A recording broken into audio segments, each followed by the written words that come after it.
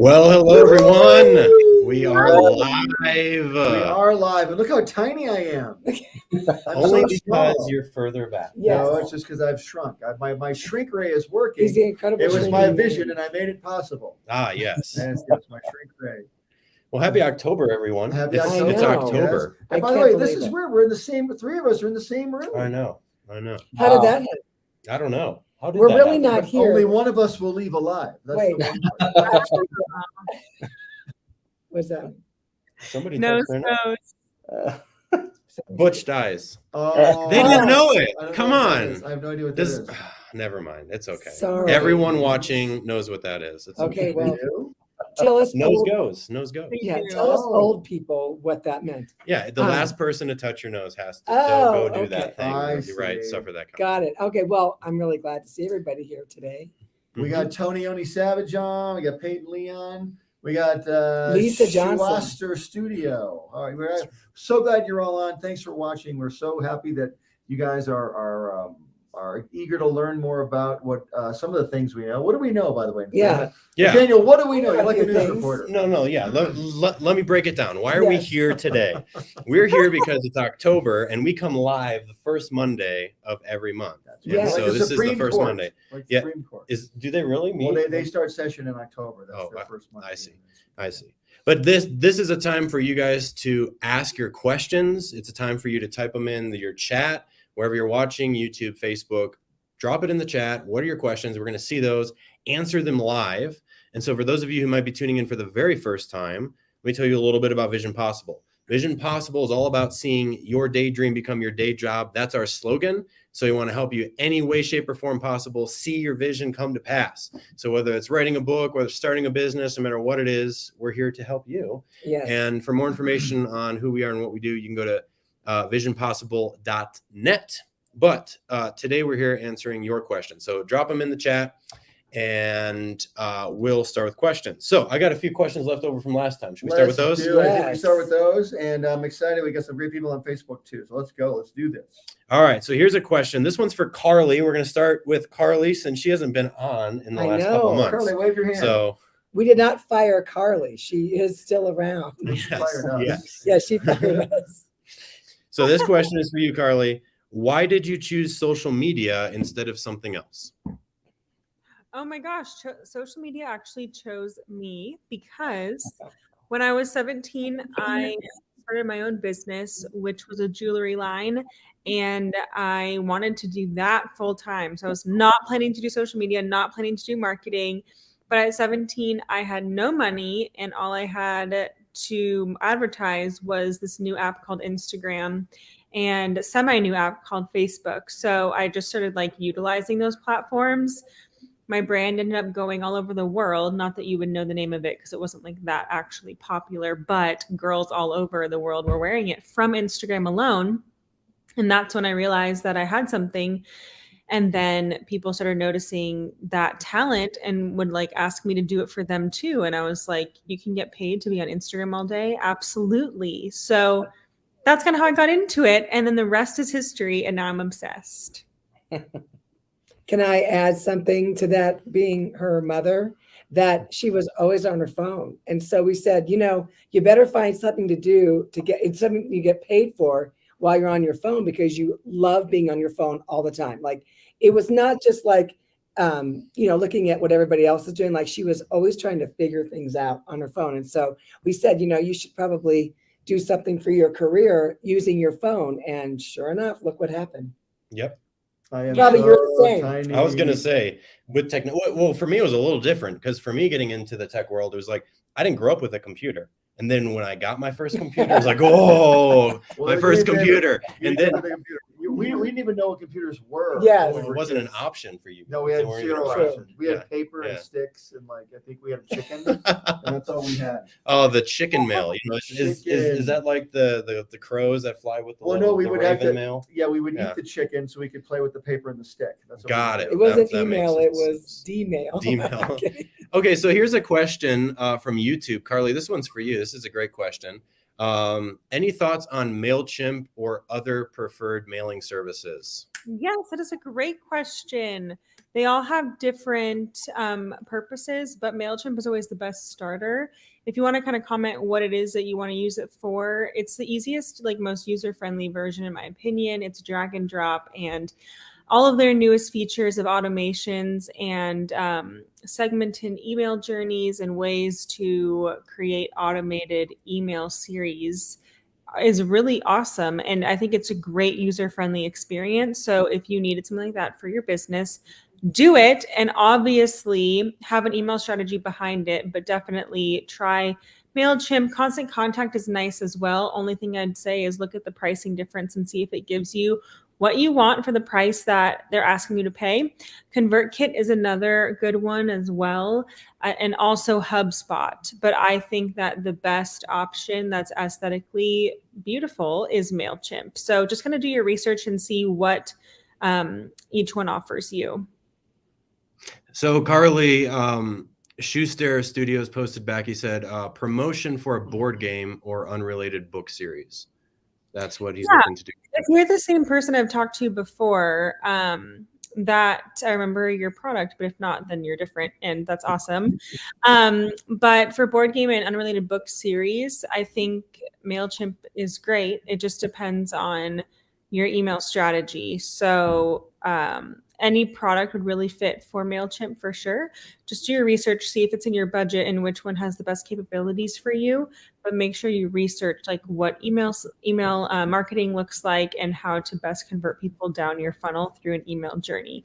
And all of those that I mentioned pretty much will be able to do that. So just look into it and make sure that it's not like going to break the bank or anything. Great answer. Man, that's what I love about Vision Possible is we don't just speak from like book knowledge. It's like we've actually done it. We actually do it. And that's what's really cool about Vision Possible. Yeah, so I've invented a shrink ray, and you can see it works because I'm very small. Well, no, I actually am able to use Constant Contact really well and MailChimp. And so I like both of them. And to me, it doesn't, I mean, I don't know if it matters on what kind of business it is, but both of them I think are user friendly. Mm-hmm. It's so true. All right. Well, we've got another great question. This is from Tony Oni, one of our regulars. Question for Ryan and Carly. How does both the networking and marketing function for either novel writing or screenwriting? I'd love to hear your opinions. Well, I can speak, I guess, on the, it wasn't a novel per se, but on writing a book. A really important part of the networking for me was getting people to endorse the book, like people who were well respected in their fields, who knew a lot of people, where if someone who is like reading the book or thinking about buying the book or, you know, had no idea who I was, but these people were well known in their field, they're well respected, they had a lot of credibility. And so they had heard of, you know, a number of these different people, and they're like, okay, well, if this person's saying, you know, all these things about this author, then maybe I should check it out, because, you know, most people aren't just going to give an endorsement to a book or an author who they don't know or believe in. And so that was huge. The way that my mentor at the time called it was it's authenticated quality, so that people who don't know you but know the people endorsing the book will be able to have a good idea, and they're going to give you the benefit of the doubt if they have a positive relationship or association with the person who endorsed it. And then the other part of the marketing and networking for launching the book, if you're doing it as self-published, like a lot of people are doing on Amazon, which is what I did, then having a book launch team is really helpful, who will send things out to their list. And I can't tell you how many people ended up buying the book the first day. We, you know, sold way more copies than I was expecting or hoping. And it was my parents, my friends, family, you know, who were sending this out. And then the people they sent it to other people, and those people sent it. And so that network effect, I think, is really helpful, especially on like the critical day one launch. If you're trying to do like a Kindle, you know, book release, to get those rankings and everything. And that helped a lot. Ended up getting 9 out of 10 categories on Kindle, was like a #1 bestseller for at least some period of time. So that worked really well for me as far as releasing the book goes. That happened with my book too. The Mad Hustle book that I did a year and a half ago, you could get the first day we had a ton of people, you know, pushing it, and made sure that it went out to the right folks. And it was the #1 book in its category that week, which was really kind of exciting. And by the way, everybody out there, when we say you have to get a team, I know getting a team is hard. You might think, oh my gosh, how do I get a team? Ryan just said friends and family. Start there. And don't be afraid to ask these people, hey, would you shoot this link to people? And don't be afraid. I mean, the worst they can say is no. That's where we're trying to get over on Vision Possible, trying to get this across. Don't be afraid to ask people to help you, because And listen, you're going to need that. Well, because of Butch's, position in entertainment, we get people asking us all the time, will you promote this? Will you promote that? I said 5 texts while I'm sitting here. But what I'm saying is that, be bold. I know it's hard to do that sometimes. You're like, well, I don't want to ask them. Like, why would they? Well, like, why don't you ask? Because all they do is just say no, and you go on to the next person. But what if they said yes because they really did believe in what you're doing? But when, like, if you don't hear back from them, and maybe they say like, well, maybe not right now, don't bother them anymore. They're trying to get out of it nice. But I would definitely, for me, I just say no if I can't. But we always like to help people. But that does not mean to have you send your stuff to Butch. We have enough of that, right? But then you want to also make it easy for people. Like I'll have a lot of people send me fan letters and say, can you sign this poster? And they'll put a self-addressed stamped envelope in the mail and in the envelope. It just makes it that much easier to sign it, put it back in the envelope, and mail it out, rather than the person doing all the work for you. You want to make things easy for people, so do that as well. Make it as easy as possible. Yeah, and if you're going to do that, like we've had people send us like a list of, do this, do that, like everything specifically, say this, say that, whatever it is, so that we're not having to spend 2 hours on trying to promote someone else's thing when we don't even have time to promote our own stuff. It's true. That's a great point, Julieann. When I was doing the endorsement, I gave people a very brief, like 1 or 2 page, like synopsis or executive summary of the book, because I'm not expecting people to read a full feature-length book. It ended up being like over 200 pages. So, if they believe in me and they have a rough idea of what the message is, and I can just give it to them and like takes them 5 minutes to read it and they know what it's generally about. Now, some of them wanted to read the whole thing and that was awesome, but most people are just like, just send me like a real brief synopsis. And since I know you, as long as like I agree with the message, then yeah, I'm happy to do that. And then I gave them instructions like, here's prompts and ideas for how you can do this. It's exactly what Butch just said, like cue it up and make it super easy for them to help you. And usually people will respond, especially if they have a relationship with you. So that's a great point that you just made there, Butch. Thank you, Ryan. I see. They asked Carly too. Yeah, Carly, what are your thoughts? With marketing a book, marketing, there's a blanket strategy that I teach for everyone, no matter what you are marketing. But it obviously is going to depend on your specific situation, but you have to have a marketing plan. So while I always teach on having a strong social media plan, if you don't have a firm marketing plan underneath your social media plan that you're able to funnel people into, then you're going to lose them, because social media is literally not the place that's going to always convert people. It's not a direct conversion platform. Whereas email is, your website is, your blogs are. So the more that you can be building a strong marketing strategy, the better. And so if you have a website, amazing. If you have a blog written specifically optimized for SEO, which is search engine optimization, amazing. So you can start to build that online presence and have Google trust you. Have a strong email journey that filters people from your awareness platforms, such as social media, into your bottom of funnel experiences, which is email or that's more middle, but landing page and blog. Then you'll be able to help get people from social media down to conversion. So make sure you have a strong marketing plan in place, which can be simply found on Google. You can always reach out to me if you have this question specifically for you. But as long as you have social media, an email journey, a website, and a blog in place, you should be pretty much set up with the basics. That's worth your money right there, folks.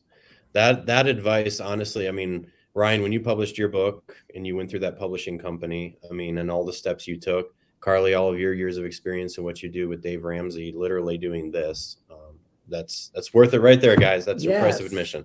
All right. Well, I got this great follow-up question from Alexandria.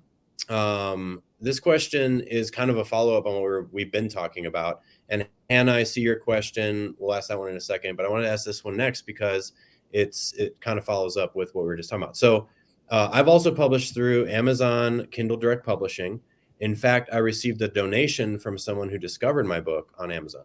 Should I invest in marketing through Amazon itself, like using their advertising features? When I advertised through Facebook ads, it wasn't very effective. What are your thoughts? And for those of you who might not know, Amazon has basically pay-per-click functionality where you can pay for ads that'll display higher in Amazon results. So that's what Alexandra's talking about. But Carly, Ryan, what are your thoughts on this one? Yeah, I mean, I didn't use Amazon as like a marketing channel other than just having it on their platform. But so I can't really speak to that. I mean, I put some Facebook things I didn't like pay for sponsored posts. In my experience, the people I had relationships with, back to the network, you know, as part of the marketing, that was probably where I got like 90% of my results. And if it wasn't people that I knew directly, it was people that I knew who sent it to those people, again, who sent it to other people.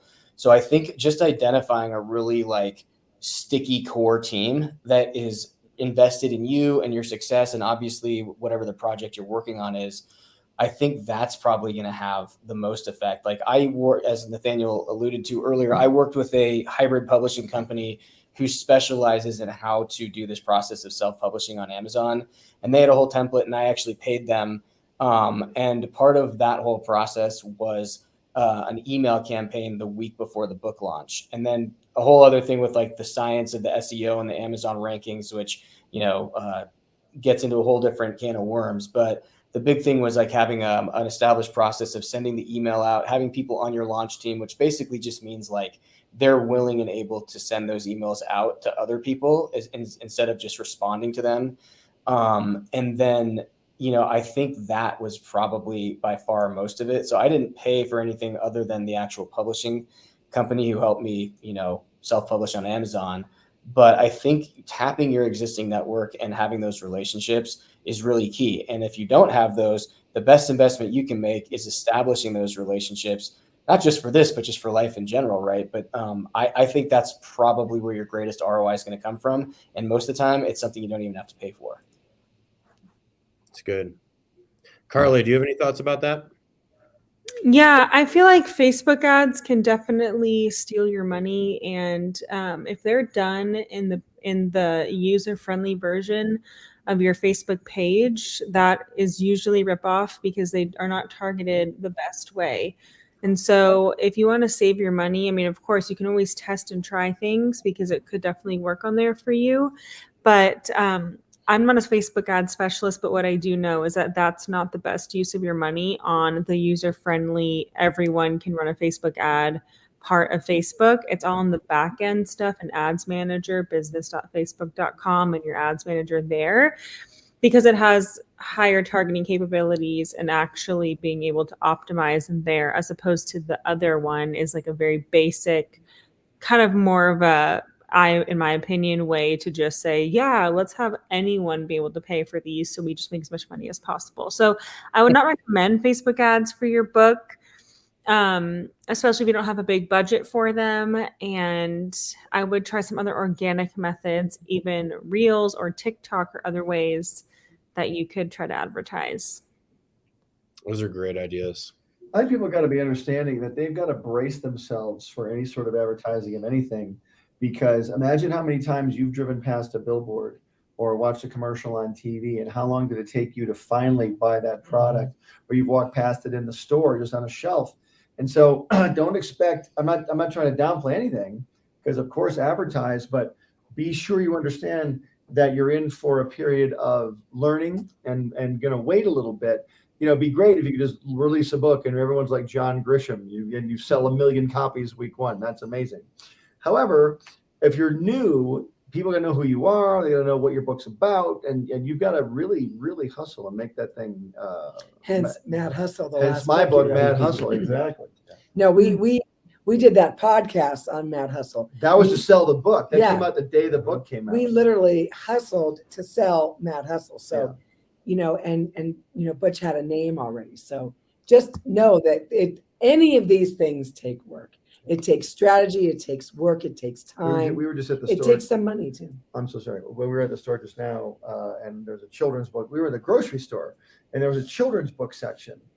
And there's all these beautiful children's books. They look beautiful and gorgeous. And I'd never heard of any of them. And you're like, boy, these people put all this time and energy into these books. I hope somebody is out there trying to push those books. And I'm sure they did for a while. Yeah. That's one thing you got to watch too. Don't get tired in your advertising, because it takes every day. It takes every day with everything that you do, whether it's a book, it's a movie, it's a screenplay, whatever it is you're doing. You're going to be your biggest cheerleader for the first part of it. There'll be no applause at the beginning. You know, I think a lot of people, there's a lot of energy, like right at first with any major book release, and they put all this energy and effort into marketing it. Don't feel like you can't repeat that. I mean, I know some people who repeat their same, they just sell their same exact product. Maybe they put in a new cover on it or something like that, the same product. And every single year they're re-promoting it. Because why? Because the people who are aware of you, your awareness as a brand, as an individual, it grows. And so those new people need to hear about your existing books or screenplays or whatever it may be that you're, putting out there. So I think. And also, yes, that's really good, you guys. And also I would say that Facebook does know as well too, though, when you do like conversion campaigns versus awareness campaigns, it knows what your users want. So it targets, like you put that power in Facebook's hands to say, I want you to target people who usually like to click on buttons and buy things.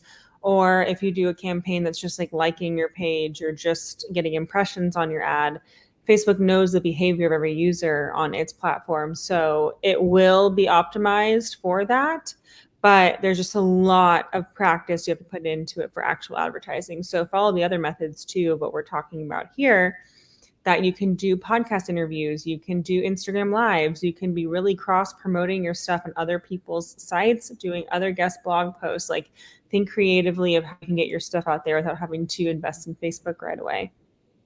One of the things that I've seen pretty effective, and I'm actually doing this with a client right now that I'm working with, is at any point in time on Kindle, and you said you were on KDP, at any point in time, you can drop the price and it reflects immediately. So if you wanted to, and you wanted to get your seller rank up higher, you can drop the price, especially if it's an ebook. It's super simple because you don't have any overhead, right? So you drop the price of your ebook, and then you throw out a blast to all of your contacts, all your friends, all your family, and say, hey, buy the ebook. The price is now 99 cents or whatever, right? And so now your seller ranking goes up, and that's going to, really help you in Amazon's ranking. So, you can do that at any time.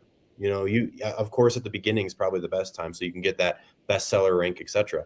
But, Alexandra, I know your book has been out for a while. You can do that, and you can just get interest again, post it on Facebook, tell everyone, hey, for a limited time only, my price is 99 cents. But think about how amazing it is, like someone like Alexandra. How many of your friends have a book that's out anywhere? Probably not a lot, and you do. So even if your book isn't a billion seller right now, doesn't mean that it's not worth something or isn't important, because you got that project done. That means you are now at a level very few other people are. So keep that in mind too. Every victory is to be celebrated. That's right. That's right. Getting your book out is just sometimes getting to the starting point. It's getting your first initial thing out there that's going to build that brand recognition, right? So be encouraged. You're right at the precipice. I get to touch Nathaniel. I'm in the same room as him. Isn't that amazing? Wow. Yeah. And he feels so good. Look at all this. his wisdom and knowledge. It's just oozing out. I'll charge you later. Okay, it's okay. I'll charge you later. I'm always separated by miles and miles in the Zoom, but we're physically in the same room. Not today. Not today. All right. Well, we've got let us out of this room. Do you think we ever get let out? I mean, I don't know. We'll see. We'll see. All right. So the next question, this is from Hannah. I think this is a great question. So question for Butch and Julieann. How has working together as a married couple improved your marriage, businesses, and your visions? Julieann. Well, honestly, I'm going to be over here. I'll be over here. No, 10 years ago, Hannah, this would not have happened. I mean, it would have, but it would have been a real struggle. Why? Because we both were different people. Well, mainly because I was working in a studio every day. Well, no, but I'm saying even if we worked together. So Butch and I have really grown in the Lord and grown in our relationship. 10 years ago, we still had teenagers at home, and and as much as we do stuff, our kids were doing a million things too. Gee, that's a shock, right? And one of them is Carly right there. So Ryan is not our kid. No, Ryan is not. But hopefully one day. he could be. That's why I'm always asking, like, Ryan, how old are your parents? Because we could be. But Butch and I, the Lord really directed us 9 years ago to start our Bible study, and we were to teach together. And there were many times where we were like, why are we doing this together? Because you're stepping on me, I'm stepping on you. Or I'm going to kill you. Yeah, or I'm going to kill you I'm gonna because kill like you don't even let me get in there. Like, fine, whatever, I'll just sit down. You can do. Who said that the most? You did. So Well, anyway, I'm just trying to make sure we know. but God always sets us up to win in every time He does. He always sets us up. And so in doing that, we really learned how to stop and let the other person talk. And then now translate that into a business together. So what we do, with production is I'm behind the scenes, Butch is the artist, drawing everything and also being over everybody that does any kind of creative idea. You mean on the stuff we're doing now? Yeah, on all of our animated projects and our entertainment stuff. And so it's like, when we're talking about budgets and all that stuff. So we've had to learn how to talk and say, well, this is a business meeting right now. And it's not, it's not the Butch and Julieann intimate time at home, right? So we've had to really learn how to put those boundaries in. What's the Butch and Julieann intimate? Well, time? not What is intimate, that? like, Does you know that- what I mean? No, Not, does that exist? I didn't know that. Existed. yes. Is that a thing? But when we just sit and we just talk about our lives, oh my God. Hey, now hey, see, come back you here. scared Nathaniel. Come back here. You're real. Get back. Someone in the chat. Real? Yeah, you're real. I'm You're here. real. Anyway, so we literally have had to learn how to do that. And so but what I love about this is because we're doing everything together, everything is that much better. It's that much better.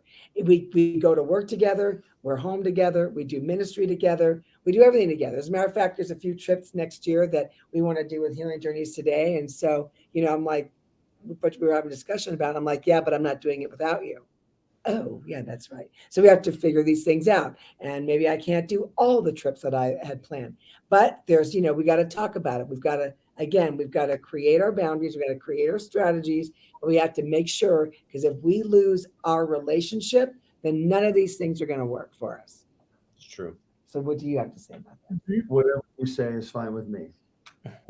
No, I say the same thing. I mean, no, honestly, I'll say the same thing in a shorter version, but a different way, because you already said it. You have to understand that whatever you're going to be doing, whatever your vision is going to be, is going to have to take place with other people.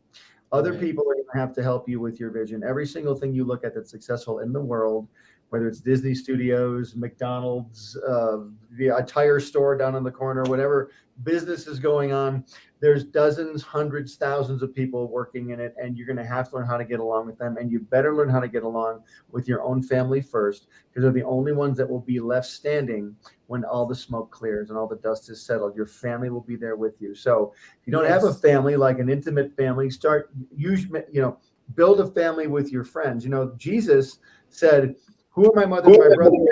The word of God. They're my family. Yes, I have actual blood relations, but they don't think the way I do. These people do. You need people around you that think like you, and she thinks like me, and I think like her, and that's why we work well together. The only way we get into trouble is that we are both like huge visionaries. So we have to say to each other, this was really great, but can we actually... Huge. I'm small. Because No, I was literally going to ask that as a follow-up question to this. Like, how Yeah. often do you see needing to serve each other's visions coming into play? Because not always do you guys have the exact same vision. Like, this is what no, we're gonna like do. Healing Journeys today, like what I see with that. Well, it's like I've served his vision of the animation, and I will. Do people know continue. what that is? Healing Journeys Today. And Healing Everybody? Journeys Today is a platform on YouTube and on Facebook. We have live teaching 7 days a week on healing. And so we also do live in-person conferences. As a matter of fact, we have one coming up in Jacksonville, Florida, October 28th and 29th. And you can meet us live. Yes, go to healingjourneystoday.com. Carly is our online hostess. Butch and I will be there, and my whole team of speakers. Everybody is coming to Jacksonville. Now, when your wife comes to you, and you're an animator in Hollywood, and your wife comes to you saying, I want to do a healing platform and do conferences and do it all online, what do you say? Do you say, no way, it's my vision or nothing? Or do you say, you know what, why don't we explore that? That might be kind of cool. Let's see how do we make this work? Yeah. Why wouldn't you say yes to something like that? Yeah. You know what I mean? And then, again, there's someone around you with a vision that you might want to say yes to. Why don't you look into that? Might be But you something do worth have to make time for your relationship. and you have to be intentional because it doesn't just come up. Like you have to say, we have to stop what we're doing and we need to go on a walk together, or we have to stop what we're doing and let's go eat together, right? You have to say that because, or, there's many times where I'm working, he's like, we need to stop and go to bed, at midnight. Oh yeah, okay. So you have to be very intentional about that because let me tell you, is that one email, and we always say it to each other, is that one email really going to make or break it? Like, can we go to sleep and have that email come out tomorrow morning? We had one email that was going to break us, so we had to Okay, get to it. there's been a few. There was the But- one, but yeah. But no, you got to be intentional. See, but you guys are on the West Coast, and so the whole rest of the country is already sleeping. So you Exactly. could afford an extra couple hours. That I'm is just true. saying. That is So absolutely true. So true. All right, we've got another really good question. Nathaniel is real. Nathaniel is real. The real person. Nathaniel is real. It's incredible how obsessed you are with that. No. Aren't you glad we're separated? I can't annoy you like No. this in real life. So you guys remember we all had to go work from home for COVID, right? So Yes. everyone worked from home. And the only way I saw all my coworkers was through Zoom, was digitally. Right. I remember the day I went back into the office and saw them for the first time. I'm like, oh my gosh, you're real. Oh my God. And they said, "Don't touch me. Get away from I know, me." right? Like, Just- oh, God. All right. So this question is from Travis. This is a great question. And Ryan, I'll pitch it to you first because I know this was part of your process when writing your book. But hey, great to see everyone. I was wondering if you guys had any advice for writer's block. Yeah, there's a couple of things that I can speak to. One from direct personal experience where I was writing a book. I knew my subject and my content, but I was just getting really stuck around trying to force it into a real defined and organized structure, which I think is a good idea in many cases. But for me, it was just inhibiting the flow. It's not like I didn't know what I ultimately wanted to talk about. And most of it was my own life experience and the message I had inside me. But I was just getting really frustrated. And this is definitely a Holy Spirit prompting, but I felt like the Lord just said, Ryan, just get up, take a walk with me. So I got up, removed myself from the environment. I went out to a cabin in a prayer and fasting retreat where I was off the grid and I just needed to get out of the little cabin I was in and walk around. So sometimes that helps, just get up, walk around, 5 or 10 minute walk, get the blood flowing, whatever it is. But then I felt like the Lord just told me, Ryan, it's simple. Just tell your story. That's it. If you tell it, I'll sell it. And he sure enough did. And I came back in and it just started flowing like that. Now that may not be everybody else's way to get through that. And it might not be appropriate for the subject matter. If you have a very technical, subject, it's not just a testimonial type thing like mine. Another guy that I was talking to who just recently wrote a book, he actually got up and started writing about why he was frustrated and had writer's block. And almost immediately things just started coming to him. So I think you just have to break through it by writing something, even if you're writing about your writer's block and that you can't, figure out a way of this, something about just moving your hand or typing on the keyboard, getting some kind of kinetic energy going. And then all of a sudden, I think it just frees you up. So something about moving physically, moving the thoughts through the words on the page in your hand and the keyboard, or something about that, maybe even speaking it out loud. But I think the more that you focus on the fact you have writer's block and you're not producing something's not coming out of you, the more it gets magnified and the more power it seems to have. And just by simply having some kind of flow and something coming out, you're kind of breaking that, dynamic. I think that's my personal opinion.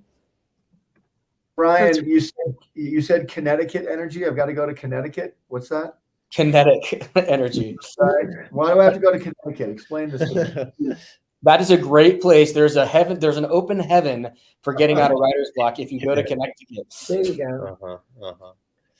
Does anyone else have thoughts for that? I mean, I think writer's block really affects anybody. Well, I write all the time. Yeah, but you can't even say you, Butchie, because you just are like this never-ending stream of information.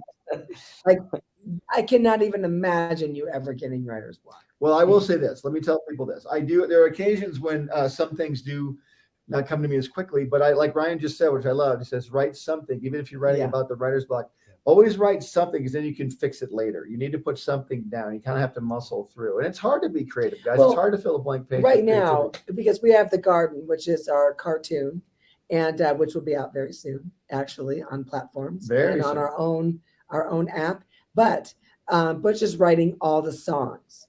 So we have 40 episodes. He's written 25 songs.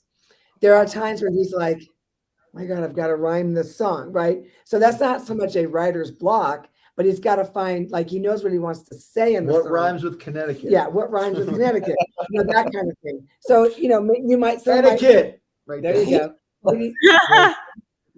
Maybe someone might think that's a writer's block, but then he just, because he'll just sit. It's funny because he'll be at the counter and all of a sudden he'll go like this, and I'm like, "Are you okay?" He's like, "No, I'm trying to rhyme this this one word." And but then it comes, and then the song flows. Check out The Garden; it'll be out pretty soon. You can find The Garden on Instagram, by the way. Go to gardencartoon.com, Yeah. and you will be able to see the first episode for free. We download our first That's episode. right. Absolutely. Not only am I real, Guys, when is that actually coming out? I'm really interested in this. What's that, sir? When are you actually launching The Garden? Oh, When The is it? Garden's coming out. Here's why we don't have a firm date yet, because we have so many streamers that are asking us for it that we're trying to make deals with them, and we have to make sure it goes on the right streamer. And then it's finding out when they want to put it out and all that sort of thing. So we won't have a hard date for a couple of weeks. And we just recently got our first 6 episodes completed, which is Done. really excited. In the Nice. can. That's In the nice. can. So But we will let you know as we go. oh on yeah, Vision but you can Possible. see clips of The Garden right now on the Instagram Garden, the Garden Cartoon. And you can, like Julieann said, go on gardencartoon.com and you can download our very first episode for Yeah. absolutely free. Make sure you do that. do it. Right? Okay, we've got another question. This is from Hannah. So Hannah's Her name is the same asking. backwards as it is forwards. Oh, palindrome. What rhymes with palindrome? That's a Hannah, palindrome. That's right. palindrome. So another question for Butch and Julieann. How did your church in the park and Bible study come about? What an amazing church. Wow, what a sweet girl. Well, the Bible study, we had left a church, and this is 9 years ago. Oh my God, I know. Wow. this is crazy. 9 years ago, and the Lord just told us to get a space, and we call it the space, but to get a space and to Do teach, things for him there. to teach people the truth, the literal, the truth of the Word of God. So we started off with workbooks from Andrew Womack Ministries. We didn't know how to lead a Bible study. It started off with my mom, my sister, and my husband and I, and the girls. And now it's turned into something much different. It's amazing. We've all grown together, like Butch and I have grown, but our congregation has grown together. And then when COVID hit, people didn't have a church to go to because remember, all of our churches in California closed. Mhm. So we had our Bible study on Wednesday nights. We did not close it. We had our Bible study Wednesday nights, but the people that were coming had their own churches, but their churches were not congregating. They're not open. Mhm. So I went to the Lord. I said, "What do we do?" And He said, "Start a church in the park." And so we drove around. We said, "Which park is it?" And we drove by Warner Center Park, and He said, right there at the corner." So we've been there for 2.5 years. 2.5 years. Yeah, 2.5 years now. Mhm. Wow. And it literally is a church with folding chairs In the under park. a tree. We got to load up our car every Sunday. We bring 10 chairs of our own. We just recently acquired a loudspeaker. which is- Yes, so we Wow. play Huge. worship, Wow. and we have a microphone because we definitely have, motorcycle groups going by on the street. We just pause for a moment, but some very special things happen at the park and at the space. So Now, I just want to point out everyone who's watching, I feel like the Bible, I don't feel like the Bible says, if you're faithful in the small things, He'll put you rule over much. And you guys heard God's voice to say, start this Bible study, start this church. It might be small, yeah, but it's literally the thing that God told you. And He's looking, His eyes go to and fro amongst the whole earth to see who will be counted faithful. If Right. there's faith on the earth, faith is taking a step in a certain direction. yeah, If you guys feel like there's something that you need to do and you've just never done it, maybe it's fear, or maybe you're just like, it's not going to bear any fruit. Do it. If you feel like God's telling you to do it, do it. And then watch the ripple effect. Watch all the other things succeed in your life because you're being faithful to the small things. Amen. absolutely Absolutely true. All right. Well, I've got a question. This is from last time. And by the way, if anyone's watching, you've just tuned in, we're taking your questions live. Put them in your comments. If you're on Facebook, YouTube, drop them in the comments. We're going to take questions as they come in. So I've got a question from last time. I really like this one. And since we were just talking about church in the park and Bible studies, Yes. the question is a spiritual side important to have? Oh my God, yes. Oh, yeah. It's the only way that we can operate. But wait, it depends on what spirit we're talking about. Yes. Well, a lot of people say, I'm a spiritual person. And I Yeah. go, what spirit are you talking to? Or what spirit is reaching you? You need to make sure, like for us, this again, we are not perfect, but we do think we understand the truth. And for us, it's Jesus Christ. He's the truth in our life. I'm not going to say, well, whatever truth works for you. I'm not going to say that because there's truth and then there's truth that isn't truth, you know, so you need to determine that for yourself too. But having a spiritual side, you have to realize there's something out there bigger than you. And you have to realize there's something out there that is going to affect a lot more people than you think it's going to affect. The small things you do now will have a ripple effect. They'll affect your family. Yeah. They'll affect you. They'll affect people around the world. Whenever I meet somebody who's recognized my show, never met him in my life, but I run across him at the airport or whatever. Hell, I just ran walking in the building I'm in tonight. I love your show, this young 20-year-old guy, and he'd seen my show. Never met him in my life, but my show affected him. So that spiritually affects Yes. me. And thankfully, I had a strong spiritual side in the Lord years ago when I first started doing my cartoons. And so I was able to, really draw upon that as I was working. So it is very important as far as I'm concerned.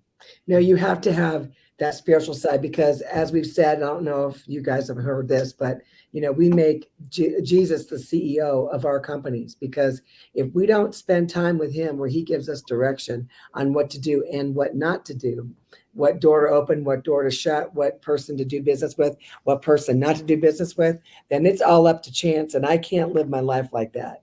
Not at the stage that I'm in, the things that we're doing. I want to know, I want to hear from heaven on the things that we are doing so that I know that we're right where we're supposed to be. And, there's a lot of opposition out there when it comes to having any kind of a business or having any kind of a ministry or anything like that. So I know that as a Christian, there's always going to be some kind of persecution, but what that does for me is it tells me that I am right where I'm supposed to be. That's why it doesn't scare me. It doesn't do anything, but it builds me up even more. And that's what's exciting to know that, Jesus already fought the battle for you. You don't have to get into that battle and try to put on all your weapons and all that stuff. What you do need to do is rest. And I know the Bible says sometimes we have to labor to rest. That means we have to work at resting because we want to do it all. But he's taking care of it. If he told you to do it, he's going to provide what you need, whether that's finances or people around you or whatever it is. But you've got to stand strong in knowing that if he gave you the vision, he's going to give you the provision. Yeah, that's so good. I mean, if you think about it, I don't know about you guys, but the things that I've been called to do, I'm not qualified in the natural to do any of these things. And I don't want to be the one who's in charge. I don't want to be the one who the buck stops with me and I need to figure out all the answers and I need to have all the answers. And for those of you who are watching, you might feel the same way. Like, I'm not qualified to do my vision. Well, then get yourself off the throne and get Jesus on the throne and let him be the one, like Julieann said, to be the CEO of your company. And if that sounds weird, it's just hearing God's voice and walking in it and doing what he's asked you to do. But no, get a spiritual foundation. Let that be the bedrock of everything you do, and then build your life on top of that. But don't do it the other way around, because if you're your foundation, that's a pretty bad foundation. It is. Because it will definitely fall. When we live in California, we see what faulty foundations do when it comes to earthquakes. We know when something, we were talking about that earlier today, it's like parts of in the areas where we live, was built on sand and landfill. So in earthquakes, they shake, shake, shake, shake, shake. Our house is on bedrock. We get jolt. But the other one goes shake, shake, shake, shake, shake. And that's how you see all the brick fall, all that kind of destruction.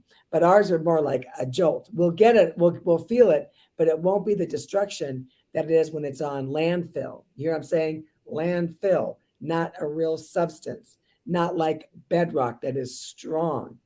I don't want to be on landfill. No, you don't. I want to be on better. I don't want to be on landfill either. All right. Well, actually, rest. Sorry, Nathaniel, I didn't mean to step on you, but I just wanted to, the rest part to me, I literally, that's what I wrote my book about. And Nathaniel, like you said, like, I don't want to be the person that the buck stops with, because I know I'm not good enough. And part of the opening of the book, Julieann, is exactly what you just said. I had built my life around me and it all came crashing down, literally in a helicopter in my case. But that's so important that like when you get that revelation of rest and that God's going to take care of it. And then when you're working hard, laboring to enter his rest by renewing your mind to the fact that it's not about you and your works and your striving. When you get that rest, you're just energized to action. And I had another podcast I was all super hyped up right before I talked to you guys earlier today about, but man, that is such a powerful thing. So I encourage you guys to find that rest and to look at the ways that God has made you and partner with people around you who can do the things that you're not good at and not called to do. They can do that for you and vice versa. And then man, it's just an amazing thing. So I love what you guys said. I just wanted to affirm that. Well, and Carly, you should tell them about with Gray Conference. Every time because you have this, you could tell them, but now you always ask the Lord, what do you want me to do? Oh, absolutely. I mean, there's times when I literally have no one even coming, and then I'll just say, Lord, this is your idea. So what's going to happen? So it's just really awesome, like leaning on him to know exactly what to say. I actually go into it with a few words that he's given me to share, but I actually sit in the back and I listen to what the room exactly needs to hear in the moment after a speaker or whatever, because I'm always the host in between it. And it's just like a right on word that's like so incredible to not think of it until that exact moment. But yeah, it's really cool. I've done now 4 mini Vision Possibles basically in the Nashville area in the past year, and then have the 5th one in December. So it's been a wonderful journey of faith, to be honest. That's awesome, Carly. Good. All right. Well, we're actually having to wrap a little bit early, so I'm going to take one more question. I see a question in here from Travis. Another question from Travis. This is a great one. Hey, Butch, I was wondering what it was like working for HannaBarbera versus working in animation. Barbera. See, I don't know. I knew I was going to, as I was reading it, I'm like, I'm going to say this wrong. You're going to butcher it today. Real quick, HannaBarbera basically owned the Saturday morning TV landscape from like the 1950s to the 1990s. Scooby-Doo. Oh yeah, Scooby-Doo, the Flintstones, the Jetsons, Johnny Quest, the list goes on and on and on. And animation today is a little bit different. You have studios that don't really own one channel or anything anymore. But I mean, it's sort of the same in a way. It's hard to explain. Back then, there were 3 channels, and that was all there was. Now there's so many channels, so many studios, because anyone can open a studio now with all the technology there is. But do they have the business savvy to follow it through? You know, I can get a bunch of animators in a room and make a cartoon, no problem. But who's going to pay for it? Who's going to get? And ultimately, who's going to see it? That's the other thing too. Yes, you can put it on YouTube. Well, that's great for week 1, but can you do it again for week 2? You know, and HannaBarbera really what they did. They discovered how to do television animation cheaply week after week, and that's what made television animation possible. So, but today, what about like the different processes? Like the CG wasn't around back then. Yeah, computer animation was not around then; had not been developed. You did everything on cells. Didn't your background painters have to paint? Yeah, everything was by hand back then. A lot of things are still by hand now, but you know. Back then, HannaBarbera would basically pitch ideas to the big networks, and they would just get made. Independent people like me off the street couldn't really get something made because I had to go through a company like HannaBarbera. But it's different today because you can get something made if you're independent. It just depends on who you go through. There you go. There you go, folks. With that, I'm off to Connecticut. Time to go to Connecticut. Yeah, well, thank you guys for listening, for coming in, and we appreciate it. I'm going to touch Nathaniel one more time. I'm real. I'm here. A real person.